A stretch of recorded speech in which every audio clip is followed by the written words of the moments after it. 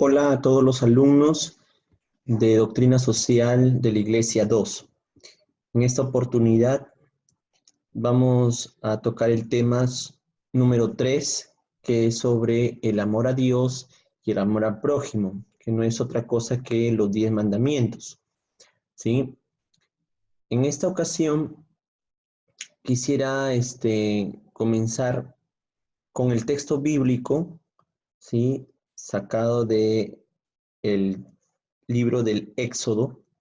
Está en la Biblia, en el Antiguo Testamento, es el segundo libro de la Biblia. En el capítulo 20, ¿sí?, de este libro del Éxodo, tenemos ahí el decálogo, o también llamado los 10 mandamientos de la ley de Dios. Dios que le pide a Moisés que suba a la montaña del Horeb para que él pueda recibir la ley y luego dársela como un intermediario al pueblo de Israel, ¿no? Al pueblo de Dios. Entonces, vamos a comenzar leyendo, ¿sí?, el texto y luego lo vamos a estudiar mandamiento por mandamiento, ¿sí? Entonces dice el Éxodo capítulo 20, versículo 1 y siguientes.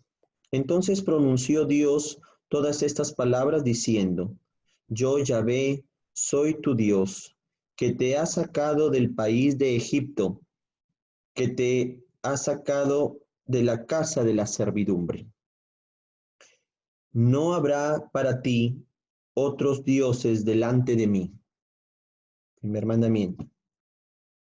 No habrá para ti, no te harás escultura ni imagen alguna, ni de lo que hay arriba en los cielos, ni de lo que hay abajo en la tierra, ni de lo que hay en las aguas debajo de la tierra. No te postrarás ante ellas, ni le darás culto, porque yo, Yahvé tu Dios, soy un Dios celoso que castigo la iniquidad de los padres en los hijos hasta la tercera generación y cuarta generación de los que me odian. Y tengo misericordia también por millares con los que me aman y guardan mis mandamientos. No tomarás en falso el nombre de Yahvé, tu Dios, porque Yahvé no dejará sin castigo a quien toma su nombre en falso. Recuerda el día del sábado para santificarlo. 6 días trabajarás y harás todos tus trabajos, pero el día séptimo es día de descanso para Yahvé tu Dios. No harás ningún trabajo, ni tú, ni tu hijo, ni tu hija, ni tu siervo, ni tu sierva, ni tu ganado, ni el forastero que habita en tu ciudad. Pues 6 días hizo Yahvé el cielo y la tierra, el mar y todo cuanto contiene. Y el séptimo descansó. Por eso bendijo Yahvé el día del sábado y lo hizo sagrado. Honra a tu padre y a tu madre, para que se prolonguen tus días sobre la tierra que Yahvé tu Dios te va a dar. No matarás, no cometerás adulterio, no robarás, no darás testimonio falso contra tu prójimo. No codiciarás la casa de tu prójimo, ni codiciarás la mujer de tu prójimo, ni tu siervo, ni su sierva, ni su buey, ni su asno, ni nada que sea de tu prójimo. Todo el pueblo percibía los truenos y relámpagos, el sonido de la trompeta, y el monte humeante y temblando de miedo se mantenían a distancia. Dijeron a Moisés: habla tú con nosotros, que podremos entenderte, pero que no hable Dios con nosotros, no sea que muramos. Respondió Moisés al pueblo: no temáis, pues Dios ha venido para ponernos a prueba, para que su temor esté ante vuestros ojos y no pequéis. Y el pueblo se mantuvo a distancia mientras Moisés se acercaba a la densa nube donde estaba Dios. Muy bien, hemos leído la palabra de Dios, el Éxodo, y a continuación vamos entonces a ver, ¿sí? Un pequeño esquema que les he puesto aquí, ¿sí? Cuando hablamos de los 10 o los mandamientos de la ley de Dios,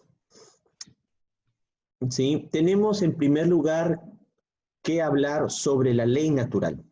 Ya en algún momento, ¿sí? En una clase pasada, yo les hablaba de la ley natural. ¿Qué es la ley natural? Se refiere a la moral que nace de la conciencia del ser humano motivada por la razón, ¿sí? Motivada por la razón y la experiencia social. Es decir,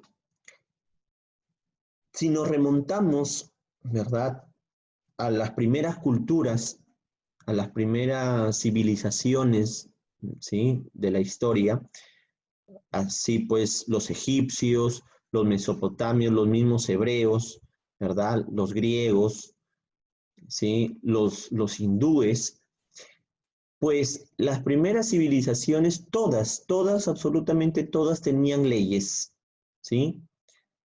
Todas habían hecho sus propios códigos morales, ¿no? Y es más, hasta también habían creado sus propios castigos, sanciones para con ello. Entonces, los mandamientos de la ley de Dios no son la excepción. Estamos hablando de un pueblo, Israel, cuyo líder, Moisés, ¿no? Por mandato de Dios, pues de ese Dios revelado, ¿no? De ese Dios que se muestra, que se da a conocer, pues les da los 10 mandamientos. Y pues, si nos fijamos en los 10 mandamientos, muchos de ellos no son otra cosa que la ley natural, es decir, aquella que nace de la propia razón y de la experiencia social, que todo hombre común y corriente puede darse cuenta de qué es lo correcto, de qué es lo bueno y qué es lo malo. Esa moral que nace de la razón y de la experiencia social, a eso llamamos ley natural, ¿no? Es decir, a la que nace de la conciencia, ¿sí? ¿Cómo podemos darnos cuenta, por decir, sobre esto de la ley natural, verdad? Un ejemplo de ello es, por decir, ¿no? Los incas. Ellos no conocieron quién fue Jesús, ellos no conocieron la Biblia, ellos no conocieron que Moisés, ¿no?, o los profetas. Ellos fueron después, mucho tiempo después, ya sabemos por la historia, evangelizados por los españoles, quienes eran de religión cristiana, ¿no? Y trajeron el cristianismo aquí a América.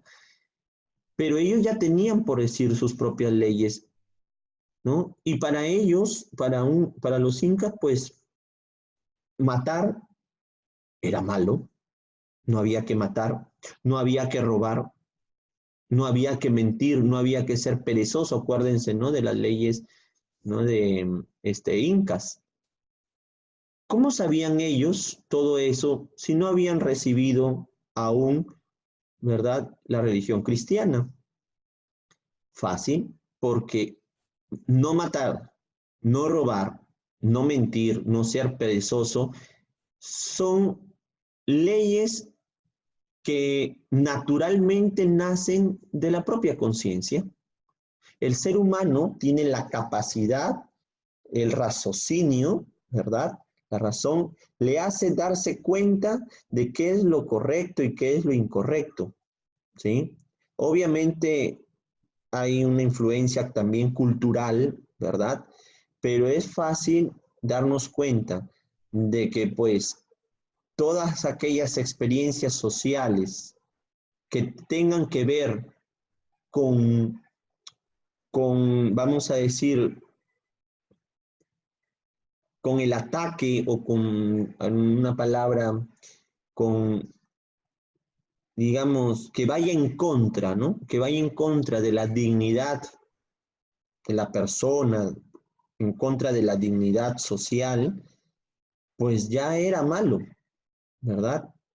Era fácil decir, no mates, porque claro, si matas, por decir, a una persona, simplemente habrán otros, la familia de esta va a también querer matarte, va a querer también venganza, y al final se produce un problema grande porque este, vamos en contra, por decir, de la vida, ¿no? Que es algo innato, ¿no? Un derecho innato en el ser humano, ¿verdad? El valor o el derecho a la vida. Entonces, desde la razón es fácil darnos cuenta qué es, qué es, por decir, el bien común, qué es las normas, ¿no?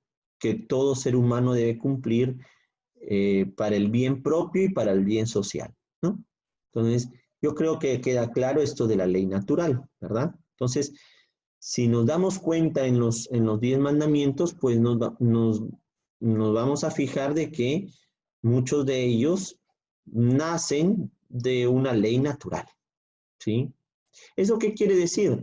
De que lo que Dios quiso hacer con su pueblo, no solo lo quiso para ellos, para su pueblo, sino que cogió leyes de orden natural que están dentro de la conciencia, dentro de la razón del ser humano, para decirnos de que los mandamientos o la voluntad de Él es para todos, no solo para un solo pueblo, sino para toda persona, para toda la humanidad, ¿no?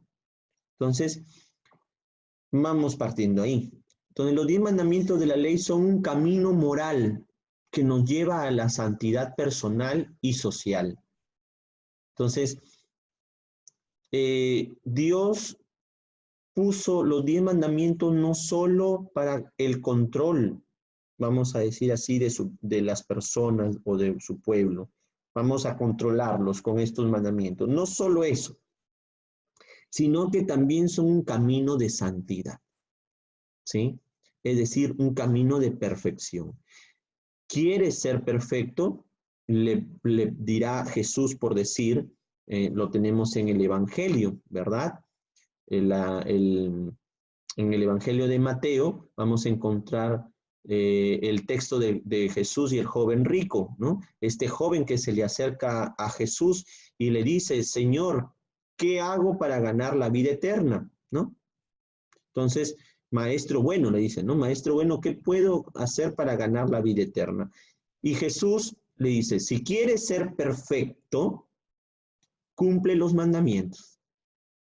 Entonces, los mandamientos Dios se los dio a Moisés para eso justamente, para no solamente para el control, qué sé yo, de una acción, sino para buscar la santidad, la perfección de la persona, ¿sí? Fueron entregadas a Moisés por Dios para ser inscritas en la mente y el corazón de su pueblo Israel. En el libro de Deuteronomios, ¿sí? En el libro de Deuteronomio, capítulo 6, vamos por decir a encontrar esa frase, ¿no? Que era parte de, digamos, de la ley y de la conciencia del pueblo de Israel, ¿no? En el versículo 4 del capítulo 6, ¿no? Mira lo que dice, ¿no? Escucha, oh Israel, Yahvé, nuestro Dios, es el único. Ya, llamarás a Yahvé tu Dios con todo tu corazón, con toda tu alma y con todas tus fuerzas. Y luego mira lo que dice, ¿no? Queden en tu corazón estas palabras que yo te digo, que te dicto hoy. Se las repetirás a tus hijos, les hablarás de ella tanto si estás en casa como si estás de viaje, acostado o levantado. Las atarás a tu mano como una señal y serán como una insignia entre tus ojos. Las escribirás en las jambas de tu casa y de tus puertas. Entonces, miren cómo lo que quiere Dios es dejar inscrito, muy bien inscrito, en la mente y en la razón y en el corazón del ser humano estas leyes. Que no sé por qué esa insistencia de Dios de dejar inscrito. Porque el ser humano, por ser imperfecto, pecador, ¿verdad? Tiende a olvidarse, tiende a alejarse de la voluntad de Dios. Por lo tanto, Jesucristo, que será pues la revelación máxima de Dios y el fundador del cristianismo, ¿no? En sus apóstoles, él va a acoger los 10 mandamientos. Él al fundar el cristianismo no se aleja de la esencia del judaísmo. El judaísmo, la esencia del judaísmo, ¿cuál era la esencia del judaísmo? La ley de Dios, ¿sí? Entonces, fundando el cristianismo, él más bien acoge y más bien le da un verdadero sentido a la esencia de la religión, ¿sí? La religión no es mala cuando buscamos su esencia y la verdad de Dios, ¿no? Entonces así Jesús pues acogerá los 10 mandamientos de los judíos y les dará un verdadero sentido. Un fariseo, ¿verdad? Le va a preguntar, también está en el Evangelio de Mateo, un fariseo le preguntará a Jesús, maestro, ¿no? Lo ponen a prueba, ¿no? Le preguntan justamente para ponerlo a prueba. ¿Cuál de los mandamientos es el más importante? Miren cómo lo quieren coger, ¿no? A Jesús. Y Jesús sabiamente le responde lo siguiente. El más importante de todos, ¿sí? Escucha, oh Israel, el Señor, amarás al Señor tu Dios con todo tu corazón, con todas tus fuerzas, con toda tu mente, con toda tu alma. Y luego dirá Jesús, pero también hay otro que es tan importante como el que acabo de decir. Amarás a tu prójimo como a ti mismo. Y luego dirá, en estos 2 mandamientos se resume toda la ley.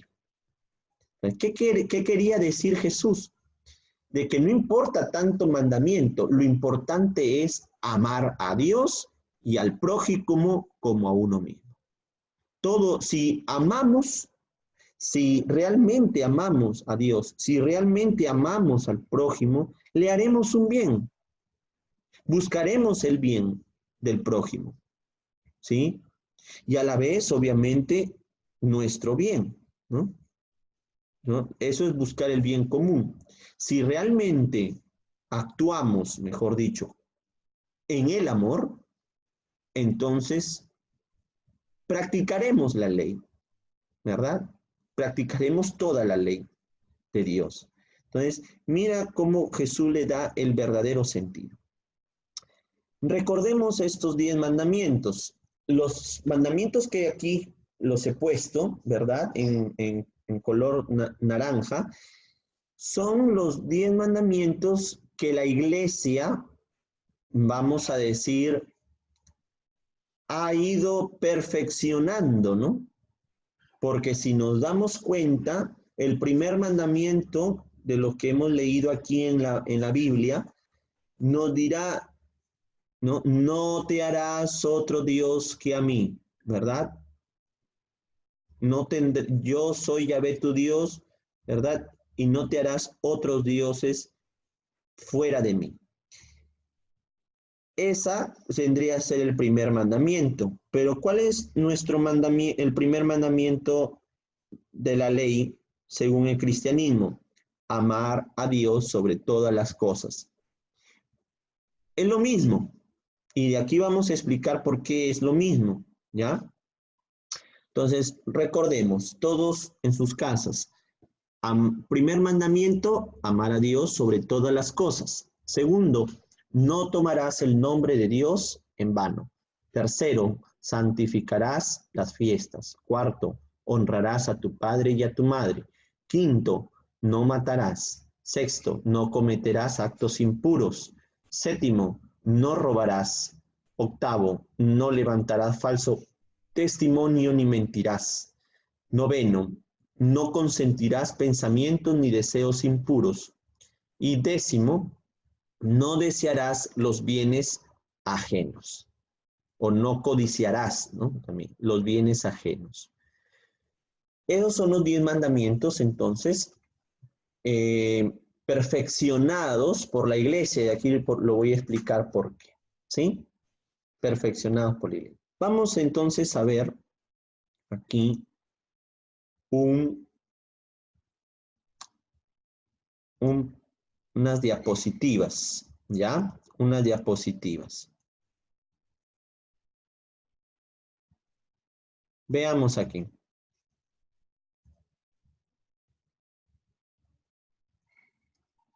Aquí se mueve este. ¿Ya? Muy bien.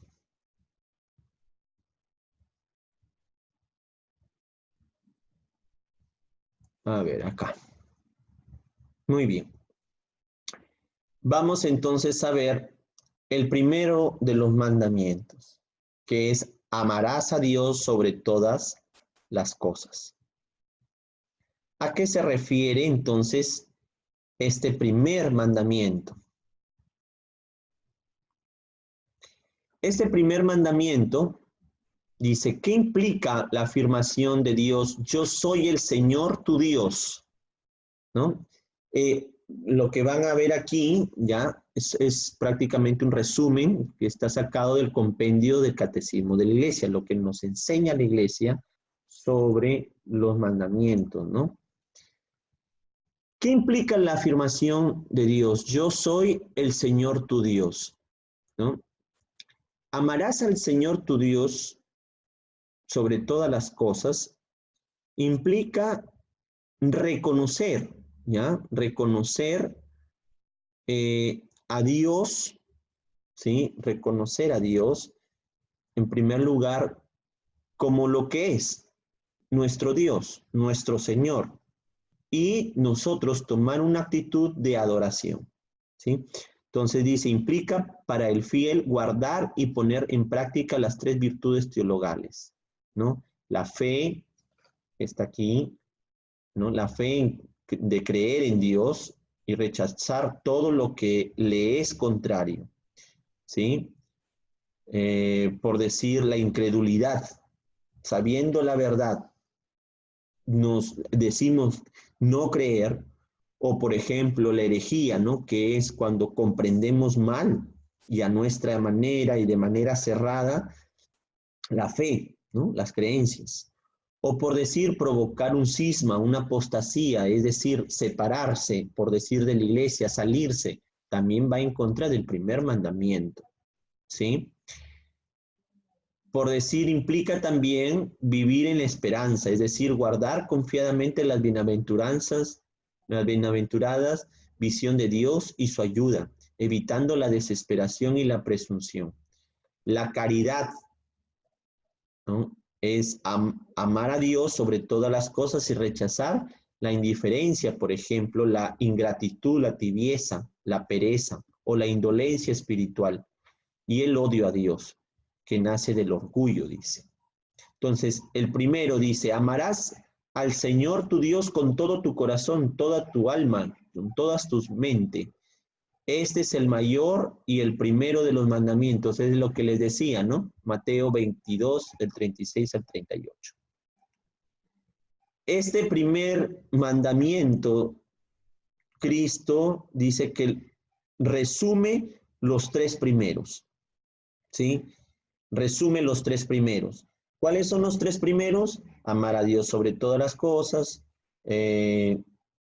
no tomar el nombre de Dios en vano y santificar las fiestas, ¿no? Esos 3 que se refieren a la relación del hombre con Dios,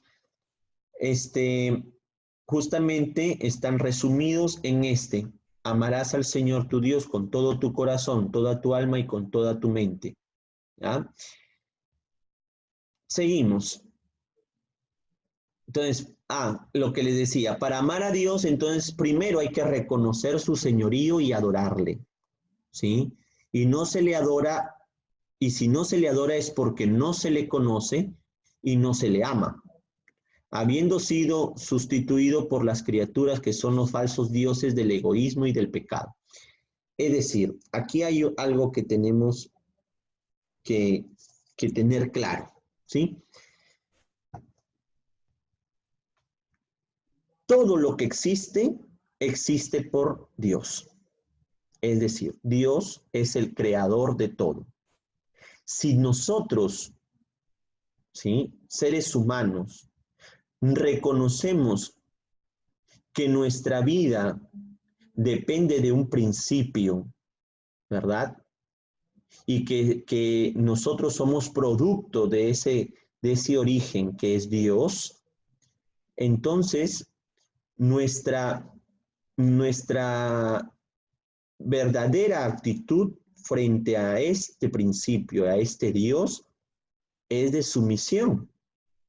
No porque Dios necesite vernos sumisos o sometidos, sino porque más bien al revés, nosotros necesitamos someternos a Dios, porque es de Él de quien venimos y a Él a quien volvemos.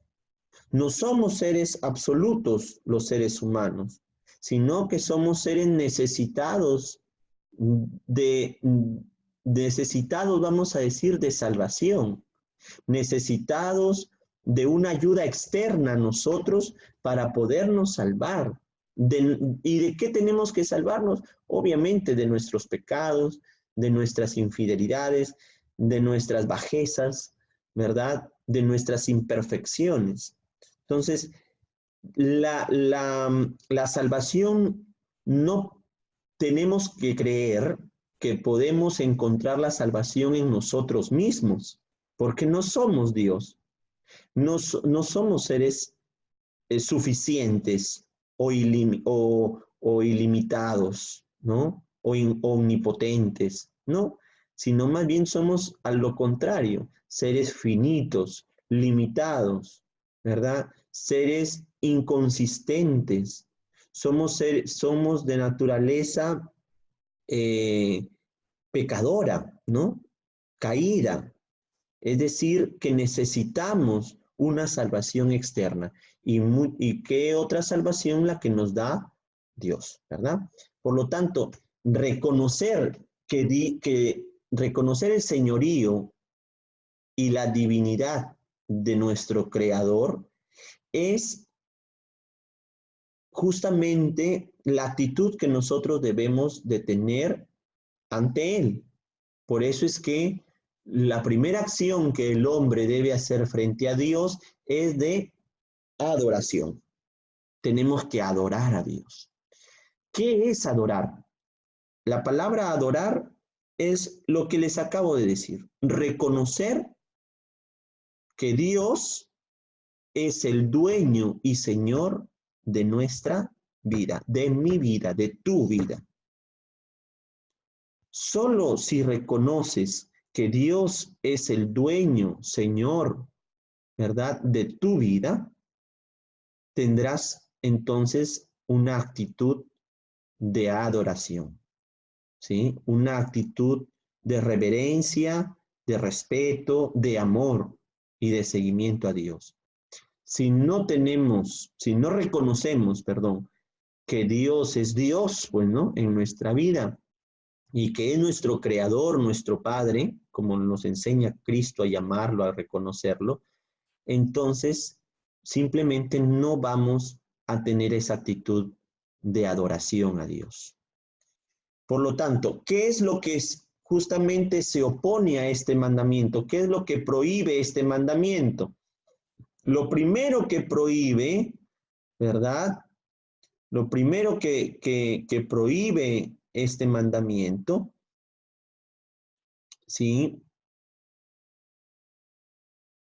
Lo primero que prohíbe este mandamiento es justamente, aquí está, lo primero que prohíbe este mandamiento es la idolatría. Aquí está mal, debería ir primero la idolatría. ¿Por qué la idolatría?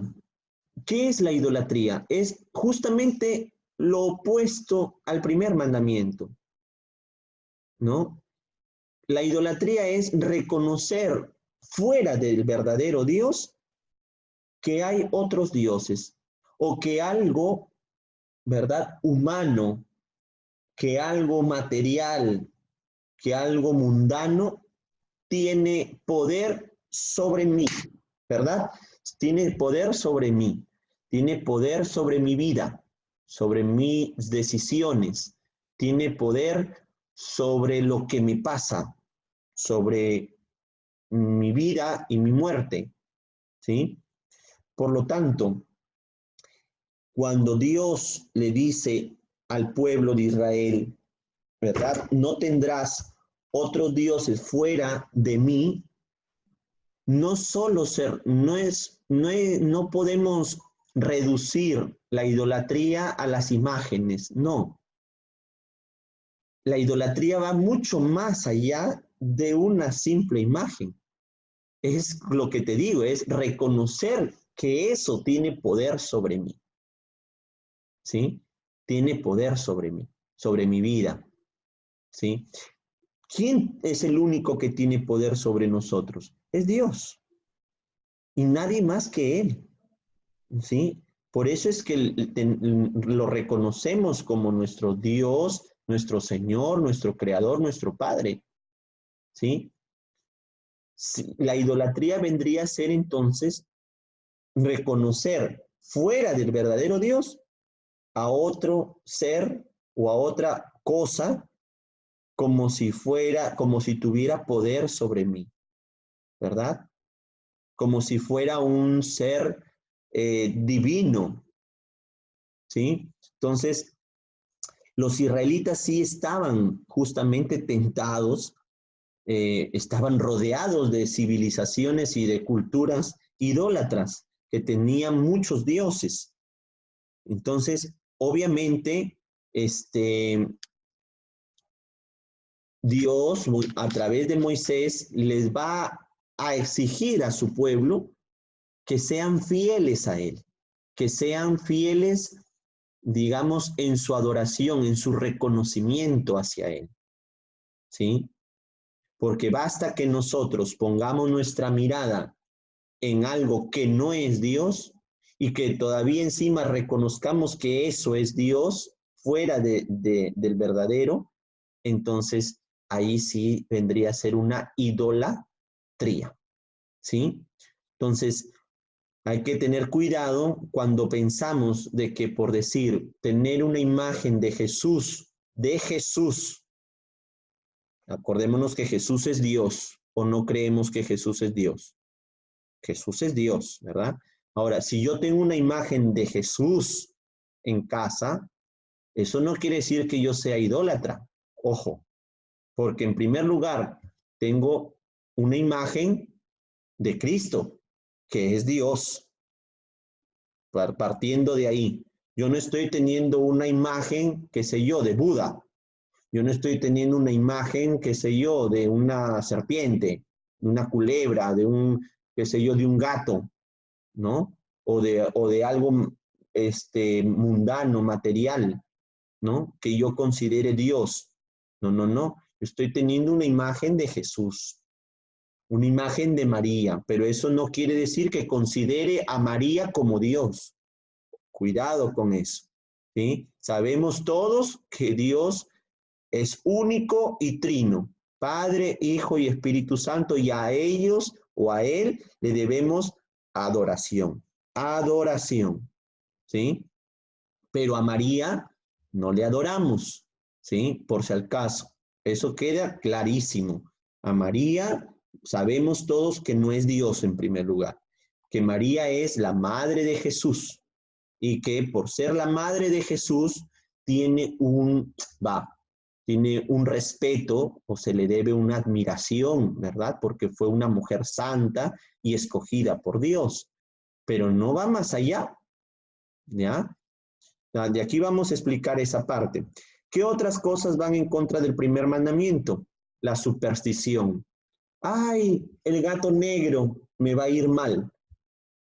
Eso es una superstición. Uy, pasé por la escalera. No vayas a pasar por debajo de una escalera, te va a ir malísimo.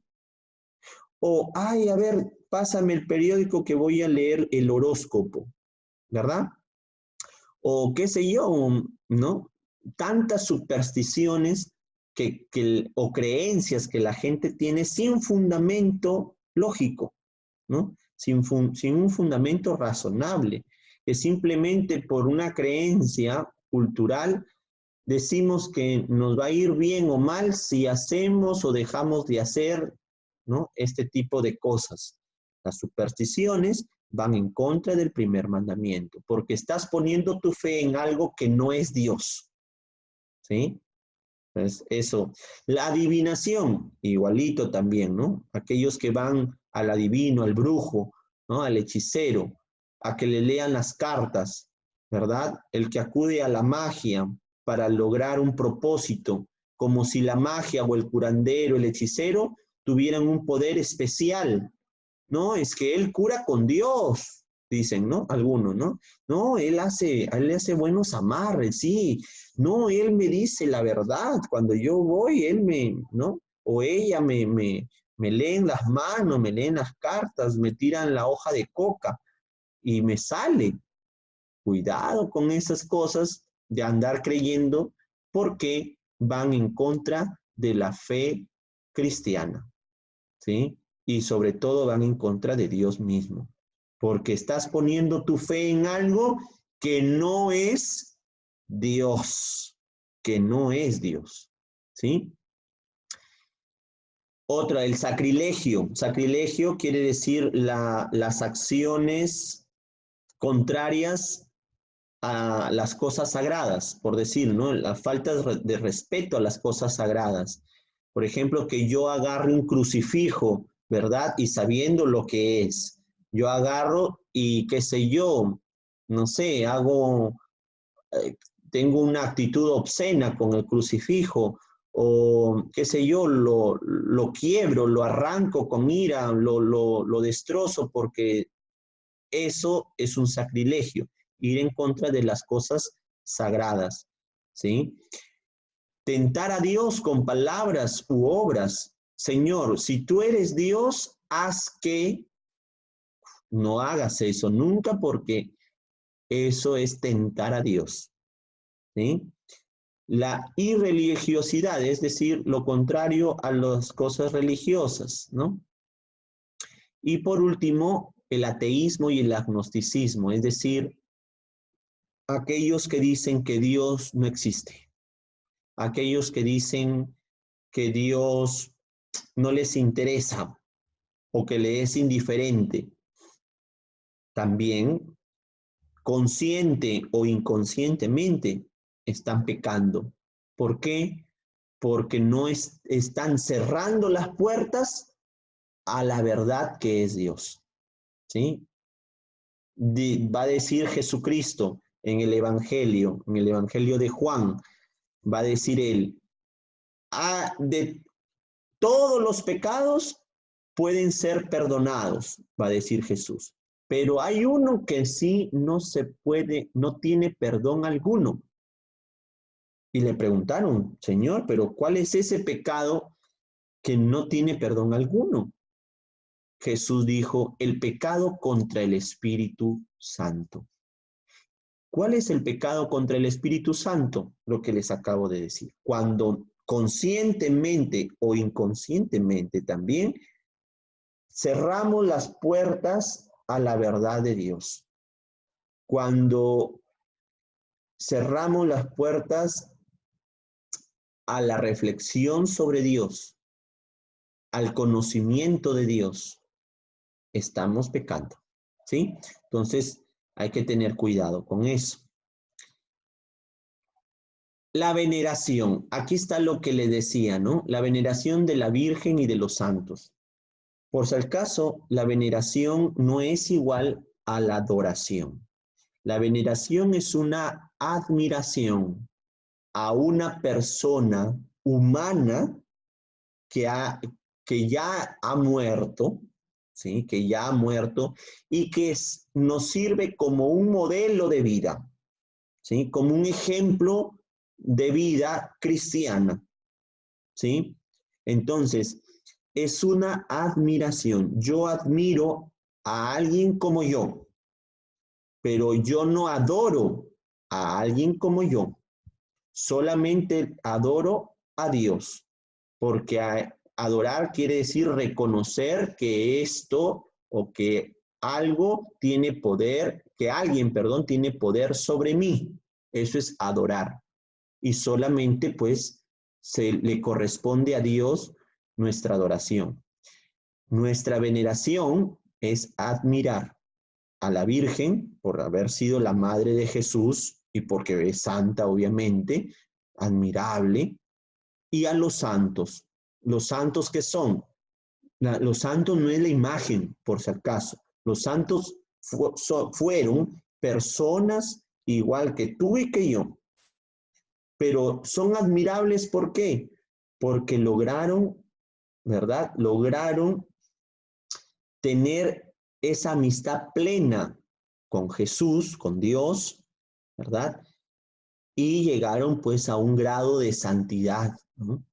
De vivir, por ejemplo, los valores, ¿no? Los valores cristianos, evangélicos, ¿no? Vivieron una vida justa, ¿verdad? Una vida irreprochable. Y obviamente para declarar, para que la iglesia declare santo a alguien, no lo declara así nomás. Hay todo un proceso, ¿verdad? Hasta judicial, eclesiástico, para poder investigar a esa persona a profundidad y al final ya de todo ese proceso que puede durar muchos años, como también unos pocos, dependiendo de, digamos, del conocimiento de esta persona, que tengamos el conocimiento de esta persona, de quién fue, y del testimonio también de quienes lo conocieron, ¿no? Pues dependiendo de eso, pues la iglesia al final de todo ese proceso reconoce, declara a esta persona, ¿no? Como le llaman, en grado de santidad, ¿sí? Le reconoce como santo. Y de ahí viene la canonización, ¿no? Que es la declaración justamente de esta persona como santa. Pero eh, la, la iglesia no hace santo, vamos a decir, al santo. La iglesia no hace santo al santo. La iglesia simplemente reconoce que esa persona es santa. Quien le hace santo a esa persona, ¿quién es? Dios le hace santo. El Espíritu Santo que ha obrado en él le hace santo, mas no la iglesia. La iglesia declara, reconoce su santidad, ¿ya? Por lo tanto, no es igual adoración que veneración. Ojo con eso, ¿sí? Por otro lado, entonces, el primer mandamiento es el más santo y el principal. Cumpliéndolo bien, cumplimos todos los demás mandamientos. Y no podemos olvidar que amar a Dios sobre todas las cosas es lo primero, a fin de cuantas y lo único verdaderamente importante para nosotros. Otra cosa, ¿no? Hay gente que dice, oh, no, yo amo a Dios, pero cuando es por decir de poner a Dios primero en su vida, antes, por decir, antes de su hijo, antes que de su hija, antes de que su madre, de que su padre, hay gente que pone primero, por decir, a su padre antes que Dios, que pone a la madre antes que Dios. Ay, no, me puede, que me falte mi madre, no, nunca. Oh, que me falte mi hijo, nunca, ¿no? Y ponemos primero a las personas que queremos antes que a Dios. ¿Qué pasaría por decir? Un ejemplo clarísimo, ¿no? Una persona que sabiendo, vamos a suponer, que su hijo ha cometido un asesinato, y esta madre, por ser madre, ¿no? Y por amar al hijo, pone primero el amor a su hijo antes que, por decir, la justicia, antes que, ¿no?, decir la verdad, ¿no?, está yendo contra el primer mandamiento. Porque quien pone a su hijo primero antes que la verdad, que es Dios, está poniendo por encima de Dios a una persona, a su hijo. Eso está mal. Eso es un pecado, ¿verdad? Entonces, muchos de nosotros varias veces actuamos así, ¿no? Ponemos a nuestro padre, a nuestra madre, al hijo, al hermano, al marido, a la esposa, por encima de Dios, ¿no? Y a veces sin darnos cuenta, ¿no? Entonces, hay que tener cuidado con esas cosas, ¿no? El segundo mandamiento, y voy a, a correr un poco, ¿ya? El segundo mandamiento dirá, no tomarás el nombre de Dios en vano. Cuando dice no tomarás el nombre de Dios en vano, se refiere a respetar la santidad del nombre de Dios, ¿sí? ¿Por qué el nombre? ¿Acaso el nombre es más importante que la persona? No, sino que el nombre, ¿sí? El nombre, ya, identifica a la persona. Para la cosmovisión cristiana o la cosmovisión bíblica, por decir, el nombre tiene mucho que ver con la identidad de la persona. Es más, antiguamente, por decir, ahora ya no se pone el nombre fijándonos en eso, ¿no? Pero antiguamente el nombre tenía que ver con la persona, por decir, ¿no? Por decir, en la Biblia, ¿no? En la Biblia, el nombre Adán. Adán, ¿sí? El primer hombre que, ¿no? Según el relato bíblico, ¿no? Adán significa, tiene un significado en hebreo. La palabra Adán o el nombre Adán significa hombre hecho de tierra, ¿sí? Entonces mira cómo un nombre, el nombre tiene que ver con la identidad de la persona. O por ejemplo el nombre Abraham. El nombre Abraham, Dios justamente, ¿qué significa el nombre Abraham? Abraham quiere decir el padre de muchas naciones, ¿no?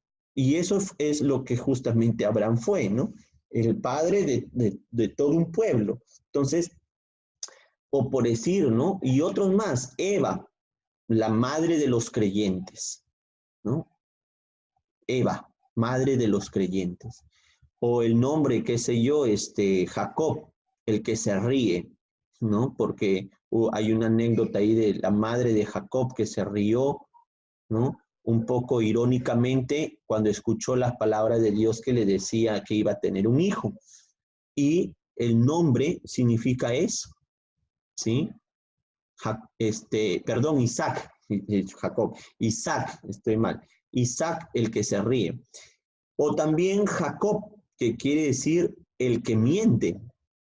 Y es por una anécdota también ahí de Jacob, ¿no? El mentiroso, el que miente. Y así por decir muchos de los nombres, ¿no? Moisés, salvado de las aguas. O sea, siempre el nombre va a tener un poder de identidad con la persona. Por lo tanto, decir el nombre de Dios o invocar el nombre de Dios en vano es faltarle el respeto a Dios mismo, ¿sí? Entonces, a Dios se le respeta hasta cuando le invocamos, ¿sí? Entonces, hay que evitar, por decir, el abuso de apelar al nombre de Dios para justificar, por ejemplo, una mentira, un crimen, ¿sí? Para justificar, qué sé yo, nuestros actos, ¿no? Para que nos crean, no, te lo juro por Dios. Eso es ir en contra de, de Dios mismo, ¿no? Cuando tomamos su nombre en vano, ¿no? Es como blasfemar contra Dios, ¿no? Como blasfemia, como la blasfemia. Si continuamos con el tercero para no detenernos mucho, ¿sí? Ya les expliqué sobre el nombre santo de Dios, ¿sí? También implica este mandamiento el respeto a las cosas sagradas, santas, a los lugares sagrados, a las personas consagradas también, ¿no? Cuando insultamos, por ejemplo, a una religiosa, ¿no? Por el hecho de ser religiosa, estamos yendo contra alguien que ha sido consagrado por Dios, ¿no? Contra un sacerdote, por el hecho de ser sacerdote, ¿sí? Es ir en contra de Dios mismo, ¿sí? Entonces, de algo sagrado, que algo que le pertenece, así como el nombre le pertenece a Dios, también le pertenecen algunas cosas sagradas, lugares sagrados, objetos sagrados, personas sagradas, ¿sí? Por si acaso. Luego, el juramento, ya les expliqué, no hay que jurar en nombre de Dios, así sea verdad, ¿sí? Lo que estás diciendo, no se debe jurar.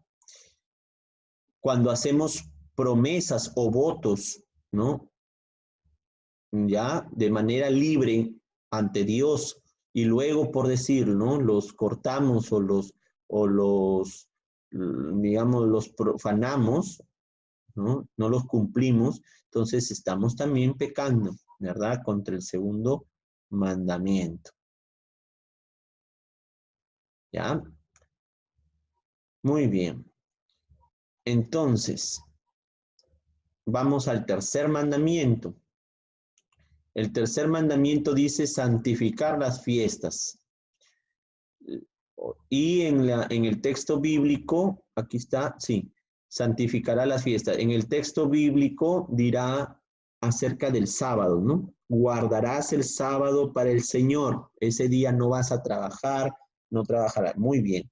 Lo que ha hecho la iglesia es perfeccionar este mandamiento. ¿Por qué? Porque para los judíos lo habían llevado a la radicalidad de decir, pues no trabajes en día sábado. Pero no solamente no trabajaban, sino que dejaban de hacer el bien en sábado. O sea, si alguien, por decir, estaba necesitado de ayuda, enfermo, qué sé yo, postrado, moribundo, y necesitaba, por decir, de una ayuda, y justo tocaba en día sábado, eran capaces de no ayudar, ¿no? De dejarle hasta morir, porque era día sábado. Y eso está mal, porque la ley se ha hecho para el hombre y no el hombre para la ley. Entonces, por lo tanto, la iglesia lo que ha hecho es perfeccionar este mandamiento. ¿Cómo lo ha perfeccionado? Santificarás las fiestas. En primer lugar, para los cristianos, el día del Señor, ¿sí? El día sagrado fue cambiado del sábado para el domingo. ¿Por qué? Por una simple razón, que el sábado, ¿verdad? Lo contemplan la religión judía.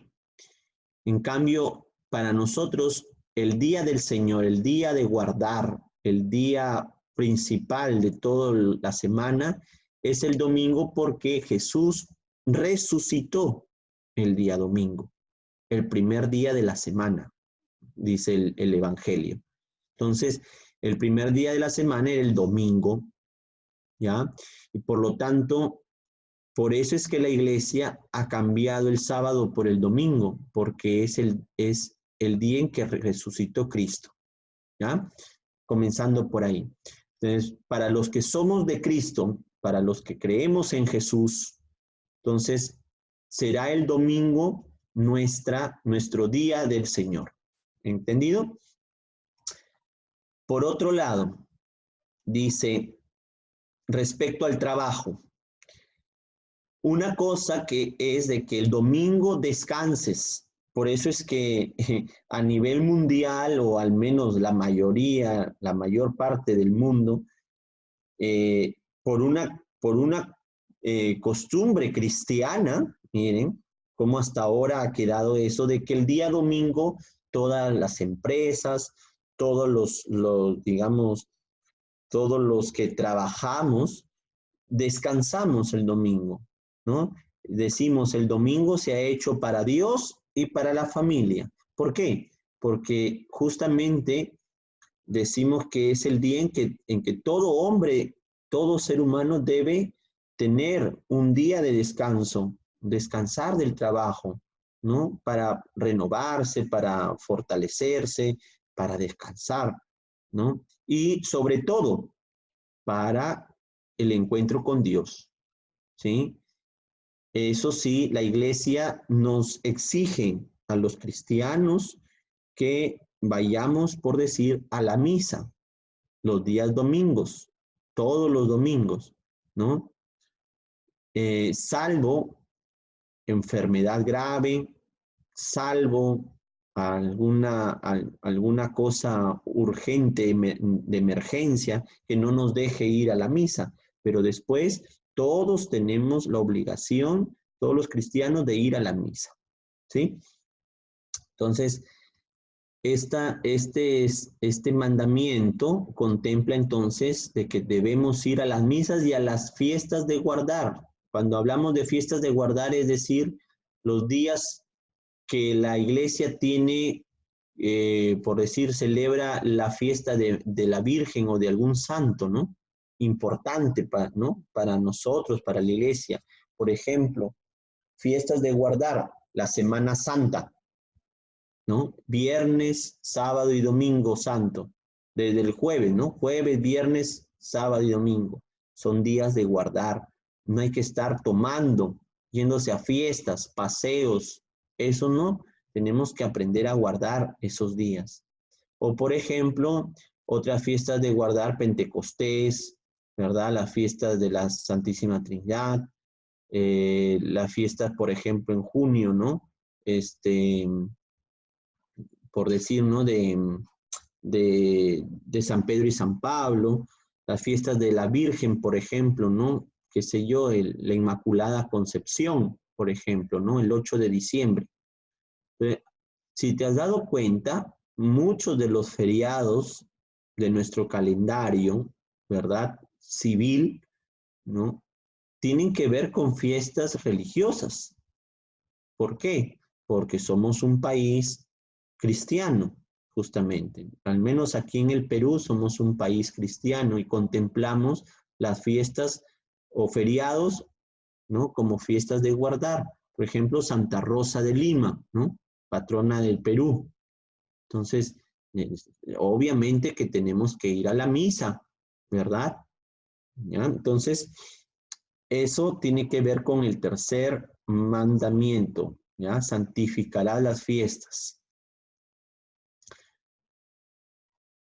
¿ya? Luego, ¿sí? Está el cuarto mandamiento, pero este está, acá, ¿ya? A ver, este está acá. Ya con eso vamos terminando. El cuarto mandamiento, ¿sí? De la ley de Dios.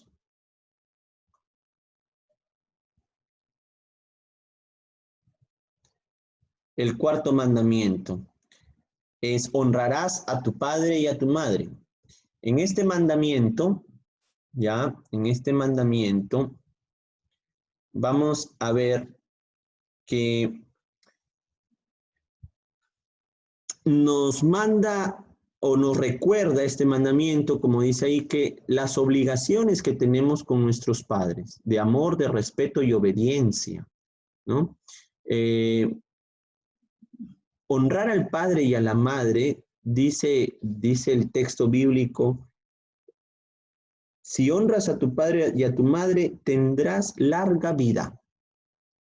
Dice, tendrás larga vida y la bendición de Dios.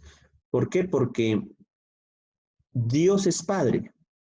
Y si Dios es Padre, también nos ha dado unos padres terrenales que prácticamente hacen o cumplen el papel que Dios cumple también con cada uno de nosotros. Por lo tanto, honrar al padre y a la madre, a pesar de sus errores, a pesar de sus defectos, ¿sí? O qué sé yo, o limitaciones que tengan, hace de que nosotros aprendamos sobre el respeto a la autoridad, ¿no? Los padres son la primera autoridad que todo ser humano tiene en sus vidas, ¿no? Son las primeras autoridades a las que respetamos son nuestros padres. Y dependiendo de la educación que nos den nuestros padres, nosotros también aprenderemos a después a ser personas dentro de una sociedad, ¿sí? Imagínate, si no respetamos, si no eres capaz de respetar, de amar, ¿no? A tu padre y a tu madre, mucho menos serás capaz de respetar y de honrar a una autoridad social, ¿no? Civil, qué sé yo.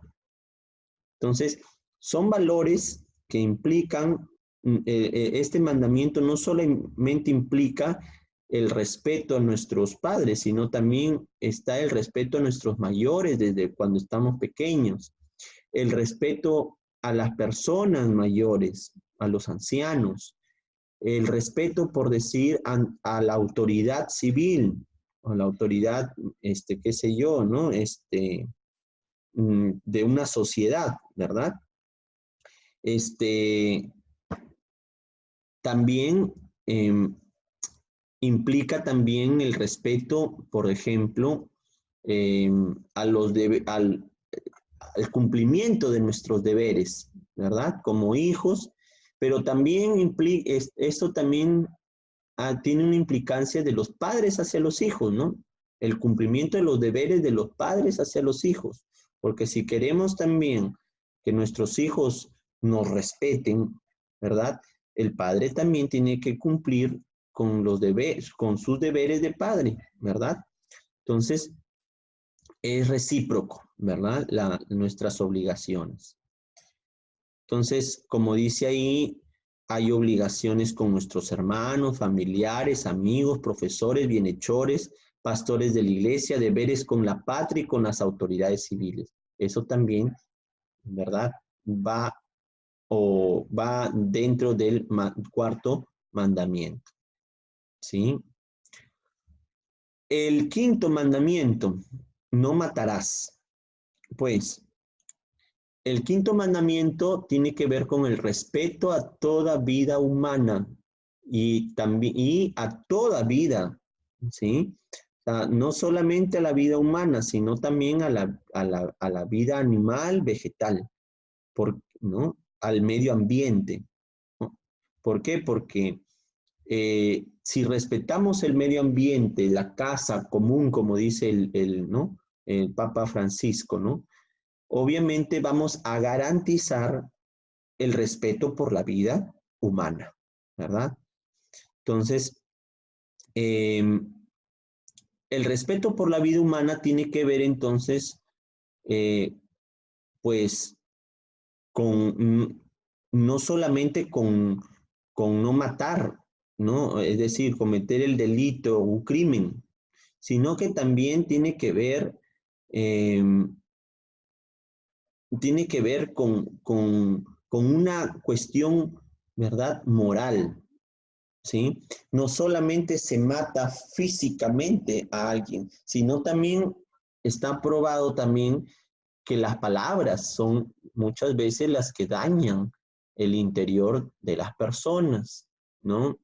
Las malas experiencias que tenemos con personas que nos hacen daño psicológicamente, moralmente, espiritualmente, pues también logran matar, como quien dice, el alma, ¿no? Hay personas que matan el alma, que matan, digamos, las cosas buenas que podemos tener, ¿no? Como personas, ¿no? Tú dices, ¿por qué esta persona se ha vuelto agresiva? ¿O por qué esta persona ha cambiado su forma de ser? Antes era más amable, antes veía la vida de manera más positiva, ahora es negativo, ¿verdad? Anda depresivo, qué sé yo, porque ha tenido experiencias que le han marcado tanto su vida que le han ido matando por dentro. Entonces, toda acción que vaya en contra de la vida, de la dignidad del ser humano, tiene que ver con este mandamiento: no matarás, ¿sí? Entonces, todo eso, ¿verdad?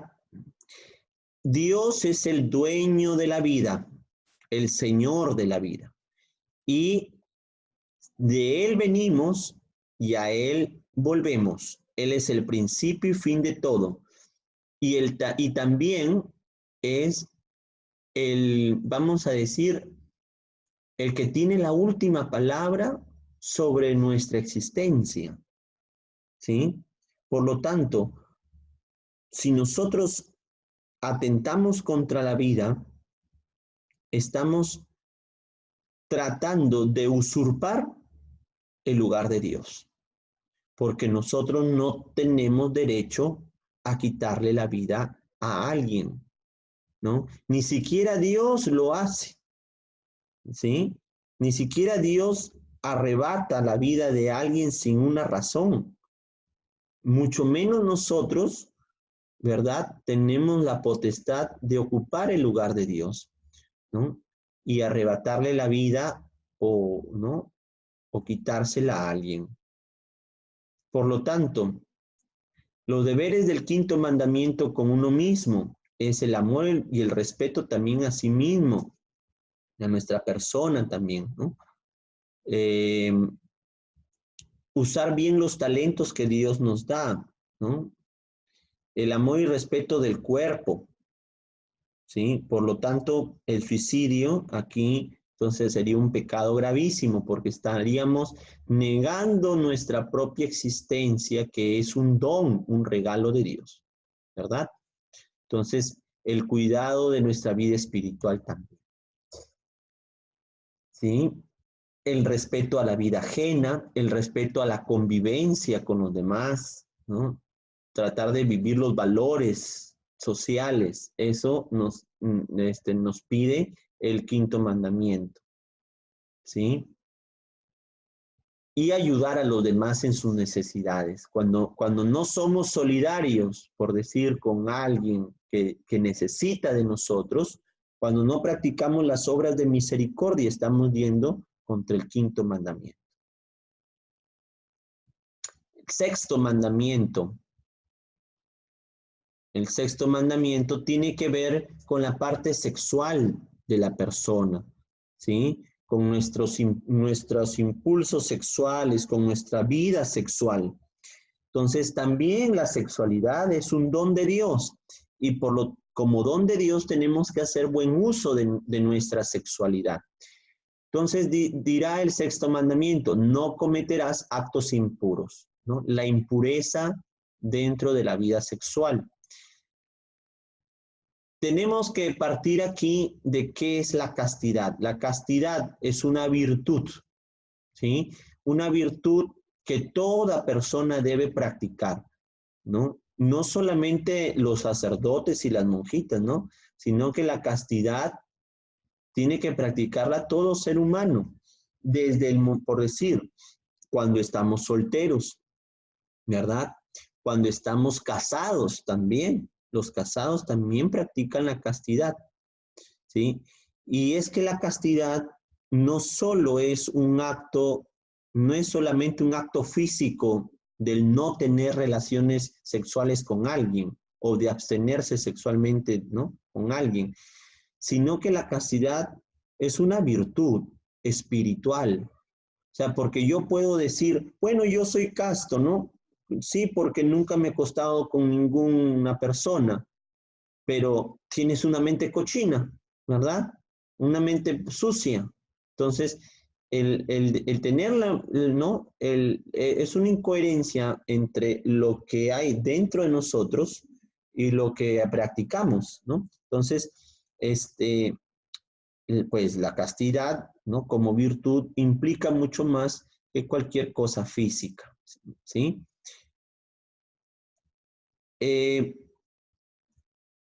La sexualidad, como ya les había dicho, es un don de Dios, ¿verdad? Dios ha puesto la sexualidad dentro de nosotros para que justamente sea un medio por el cual nosotros podamos relacionarnos con los demás, ¿sí? La sexualidad no solamente estoy hablando, se refiere al acto sexual, sino la sexualidad implica nuestra forma de pensar, nuestros sentimientos, nuestras acciones, nuestra espiritualidad, nuestra forma de ser con los demás, nuestra forma de actuar frente a una situación, nuestras reacciones, nuestras pulsiones, todo implica la sexualidad.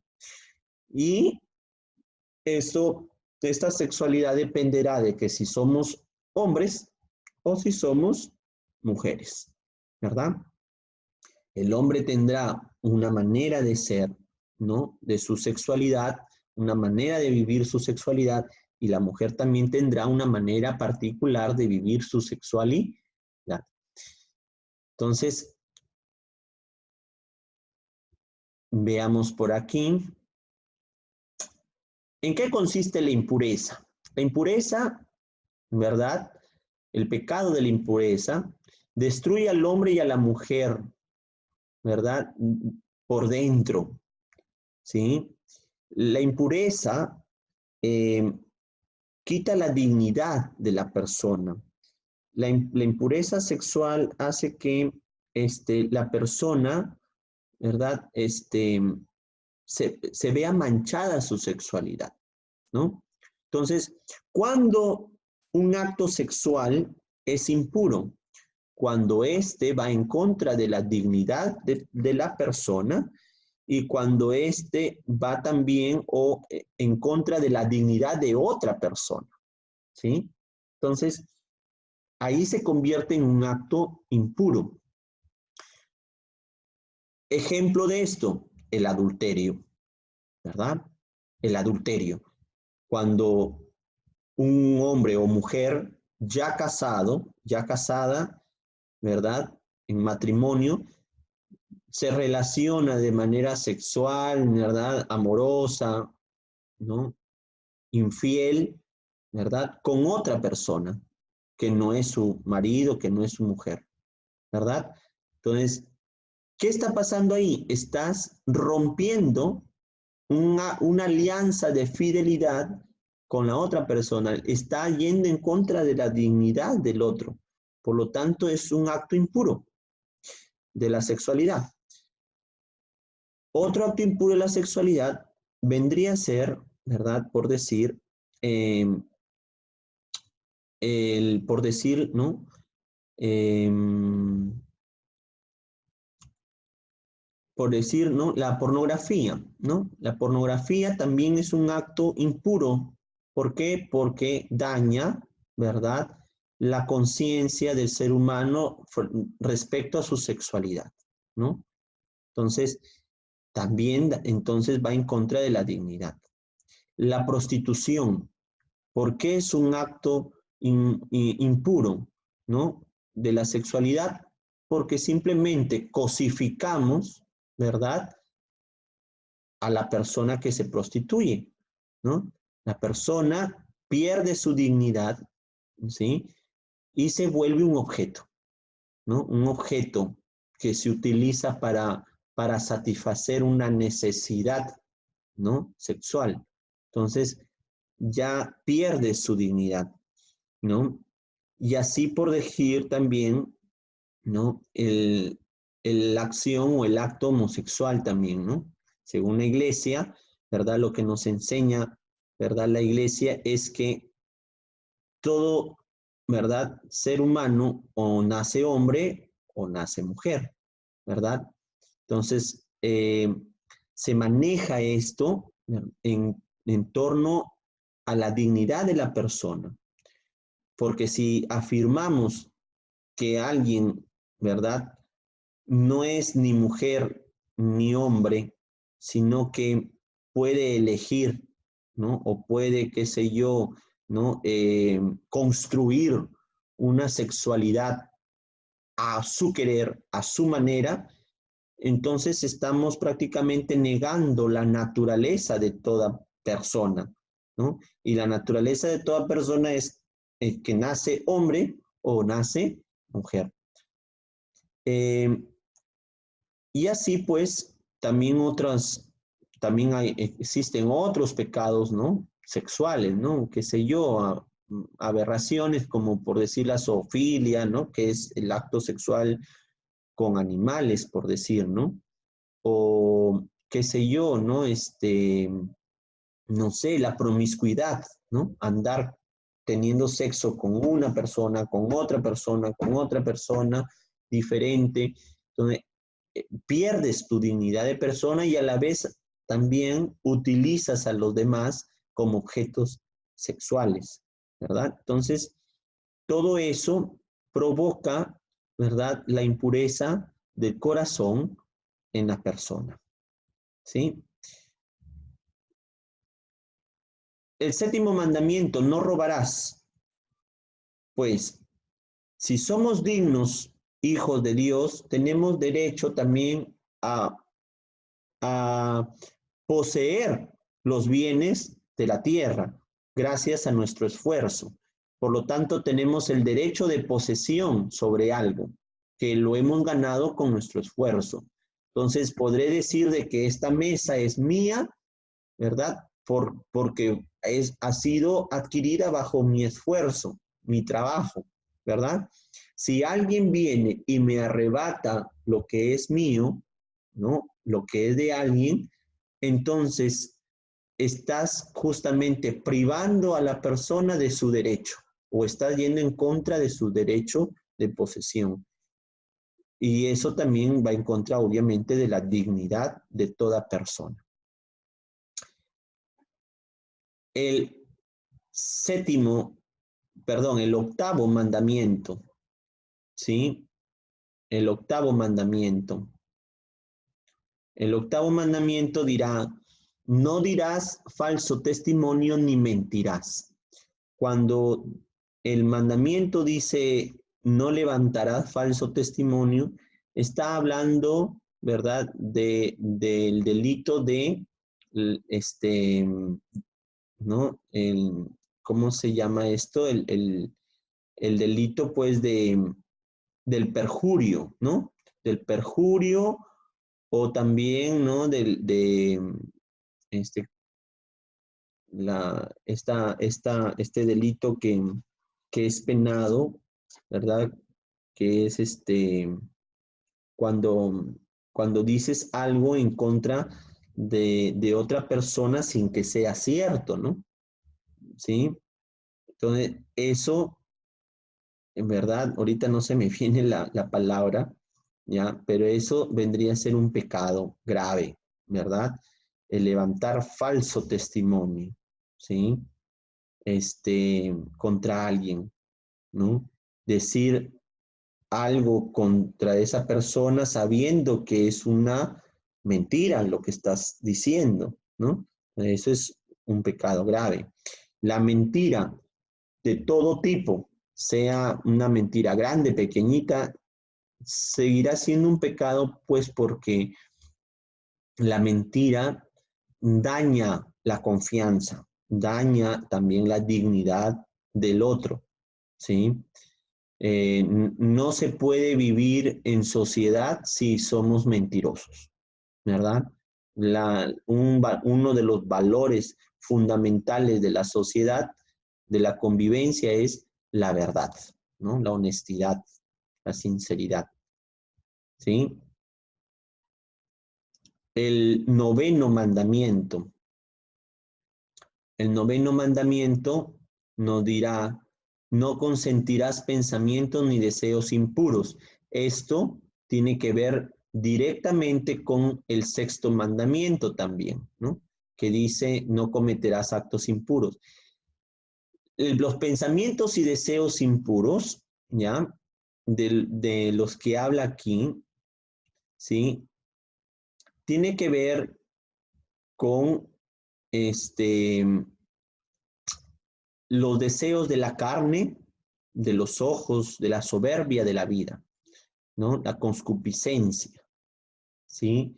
Es decir, esa inclinación interior que tiene el ser humano hacia el mal, ¿no? Somos personas, ¿verdad? Que lamentablemente por nuestra condición pecadora, eh, tendemos a inclinarnos hacia el mal. Entonces, podemos no matar a alguien por decir, ¿no? Podemos no hacerle daño físicamente a alguien, pero en nuestra mente y en nuestro corazón ya le hemos maldecido, ya le odiamos, ya por decir le deseamos que le sucedan cosas malas. Eso también es un pecado gravísimo, ¿sí? Es un pecado gravísimo. ¿Por qué? Porque ya en nuestro corazón estamos albergando, ¿verdad? Malos sentimientos, malos deseos. Así por decir, por ejemplo, la envidia, ¿no? El egoísmo, la soberbia, el orgullo, qué sé yo, ¿no?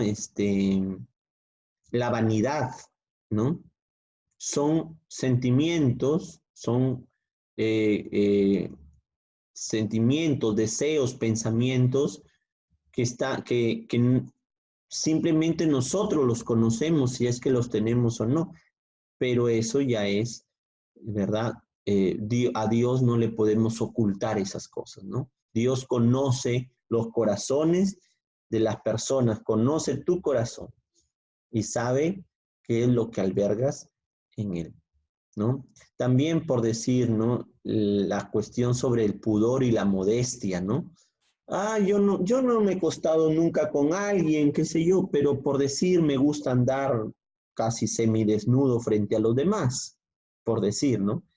Ya estoy, digamos, faltando un poco al pudor, ¿no? A la modestia, ¿sí? El pudor y la modestia son virtudes, son valores que debemos conservar como personas, ¿verdad?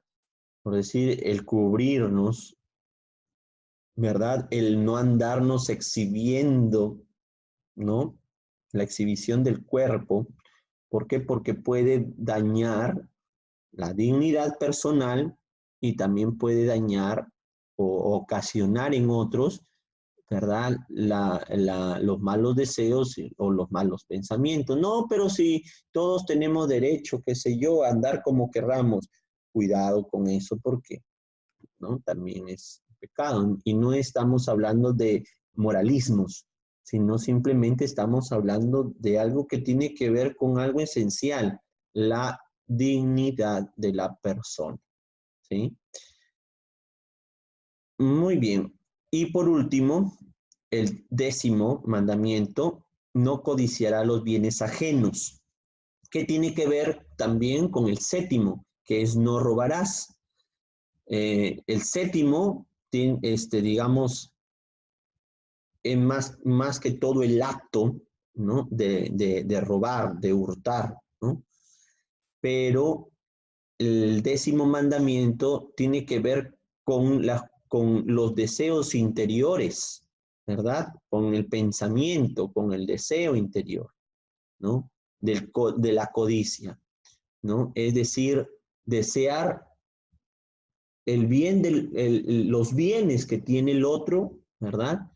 Nos puede llevar, por ejemplo, al robo, al crimen, ¿sí? Entonces, ya desde que albergamos ese tipo de cosas en nuestro corazón, las codicias, entonces nos puede todavía llevar a algo mucho peor, ¿verdad? Entonces, La codicia, ¿no? Es otro de las, ¿no? Algo también que tiene que ver aquí con la codicia es la avaricia, ¿no? Cuando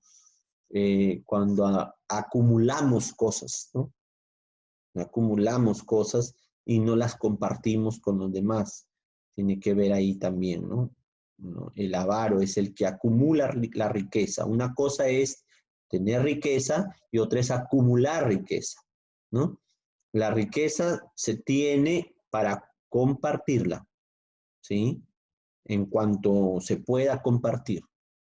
Pero la persona avara es una persona que acumula la riqueza y que no la comparte, ¿no? Acuña, como quien dice, ¿no? Acuña ahí, ¿no? Riquezas, oro, ¿no? Plata, pero no comparte con los demás.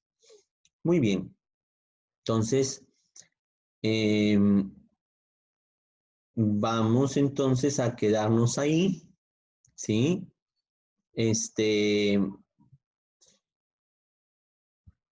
Vamos entonces a quedarnos ahí, nos veremos en la próxima clase, ¿no? Ya nos hemos hecho tardecito, así que espero que puedan reflexionar sobre los mandamientos y sobre lo que implica en nuestra vida como cristianos. Hasta un nuevo tema y hasta luego. Chao.